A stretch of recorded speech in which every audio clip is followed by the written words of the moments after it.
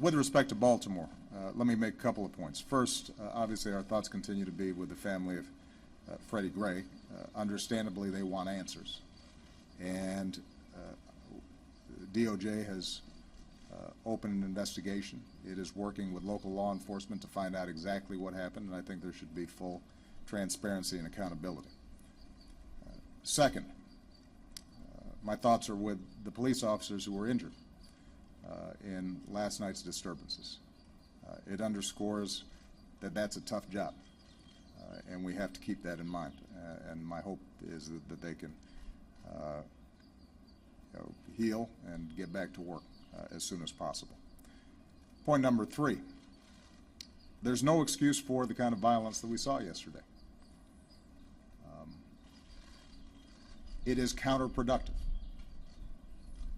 When individuals get crowbars and start prying open doors to loot, they're not protesting. They're not making a statement. They're stealing. When they burn down a building, they're committing arson. And they're destroying and undermining businesses and opportunities in their own communities that rob jobs and opportunity from people in that area. So it is entirely appropriate that the mayor of Baltimore, who I spoke to yesterday, and the governor, who I spoke to yesterday, work to stop that kind of senseless violence and destruction. That is not a protest. That is not a statement. It's people, a handful of people taking advantage of a situation for their own purposes, and they need to be treated as criminals. Point number 4, the violence that happened yesterday distracted from the fact that you had seen multiple days of peaceful protests that were focused on entirely legitimate concerns of these communities in Baltimore, led by clergy and community leaders, and they were constructive and they were thoughtful, and frankly didn't get that much attention. And one burning building will be looped on television over and over and over again, and the thousands of demonstrators who did it the right way, I think, have been lost in the discussion. The overwhelming majority of the community in Baltimore, I think, have handled this appropriately, expressing real concern and outrage over the possibility that our laws were not applied evenly in the case of Mr. Gray, and that accountability needs to exist. And I think we have to give them credit. My understanding is you've got some of the same organizers now going back into these communities to try to clean up in the aftermath of a handful of protesters, a handful of criminals and thugs who tore up the place. What they were doing, what those community leaders and clergy and others were doing, that is a statement. That's the kind of organizing that needs to take place if we're going to tackle this problem, and they deserve credit for it, and we should be lifting them up. Point number 5, and I've got 6, because this is important. Since Ferguson and the task force that we put together, we have seen too many instances of what appears to be police officers interacting with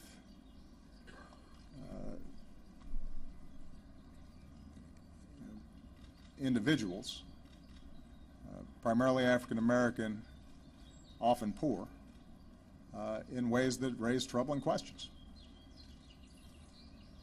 And it comes up, it seems like, once a week now, or once every couple of weeks. And so I think it's pretty understandable why the leaders of civil rights organizations, but more importantly, moms and dads across the country might start saying this is a crisis. what I'd say is this has been a slow rolling crisis. This has been going on for a long time. This is not new. And we shouldn't pretend that it's new.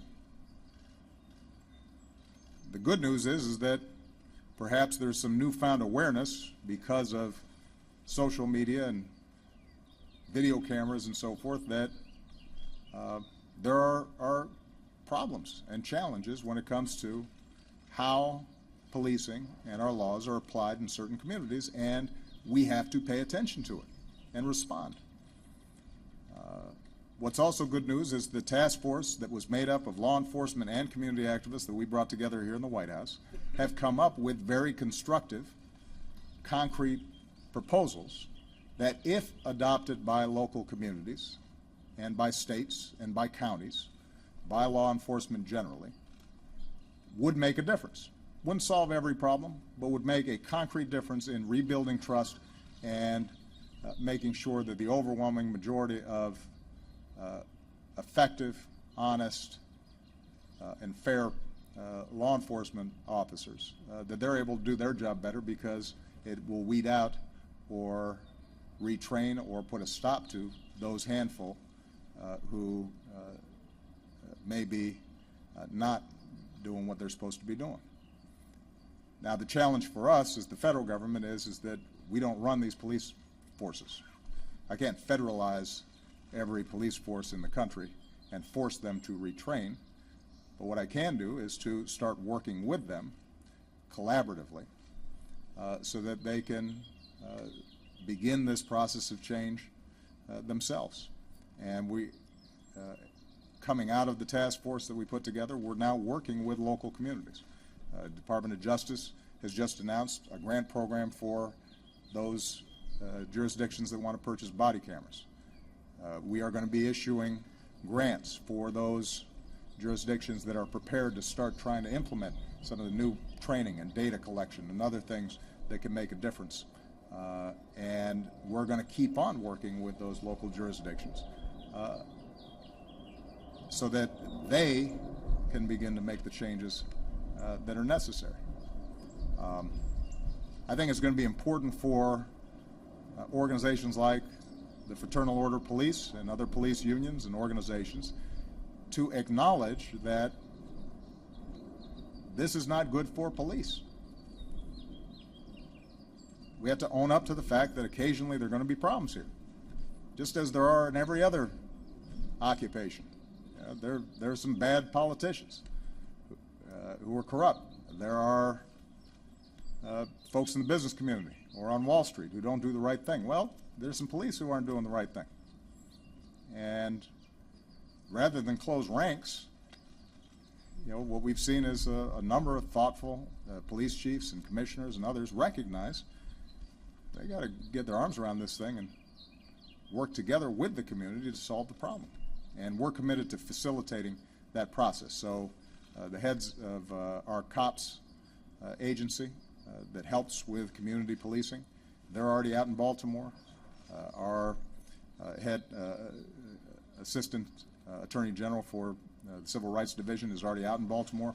But we're going to be working systematically with every city and jurisdiction around the country to try to help them implement some solutions that we know work. And I'll make my final point. I'm sorry, Mr. Prime Minister, but this is a pretty important issue for us. We can't just leave this to the police. I think there are police departments that have to do some soul searching. I think there's some communities that have to do some soul searching. But I think we as a country have to do some soul searching. This is not new. It's been going on for decades. And without making any excuses for criminal activities that take place in this community, what we also know is that if you have impoverished communities that have been stripped away of opportunity, where children are born into abject poverty, they've got parents often because of substance abuse problems or incarceration or lack of education themselves can't do right by their kids. if it's more likely that those kids end up in jail or dead than that they go to college. In communities where there are no fathers who can provide guidance to young men. Communities where there's no investment and manufacturing's been stripped away. And drugs have flooded the community, and the drug industry ends up being the primary employer for a whole lot of folks. In those environments, if we think that we're just going to send the police to do the dirty work of containing the problems that arise there without, as a nation and as a society, saying what can we do to change those communities, to help lift up those communities and give those kids opportunity, then we're not going to solve this problem. And we'll go through the same cycles of periodic conflicts between the police and communities, and the occasional riots in the streets, and everybody will feign concern until it goes away, and then we go about our business as usual.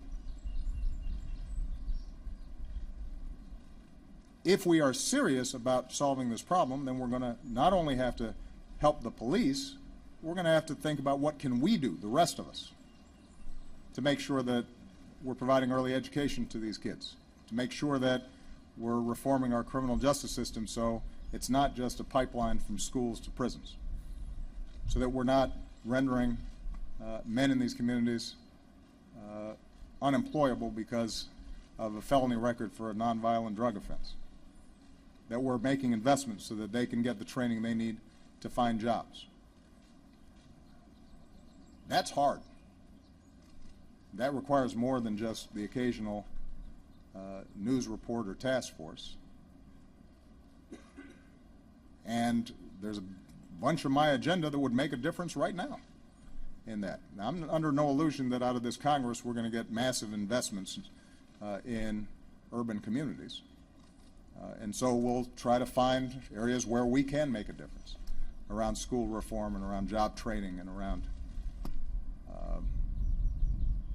some investments in infrastructure in these communities and trying to attract new businesses in. But if we really want to solve the problem, if our society really wanted to solve the problem, we could. It's just it would require everybody saying this is important, this is significant. And that we don't just pay attention to these communities when a CVS burns. And we don't just pay attention when a young man gets shot or has his spine snapped. We're paying attention all the time because we consider those kids our kids, and we think they're important, and they shouldn't be living in poverty and violence. That's how I feel. I think there are a lot of good-meaning people around the country that feel that way, but that kind of political mobilization, I think we haven't seen in quite some time. And what I've tried to do is to promote those ideas that would make a difference, but I think we all understand that the politics of that are tough because it's easy to ignore those problems or to treat them just as a law and order issue as opposed to a broader social issue. That was a really long answer, but I felt pretty strongly about it.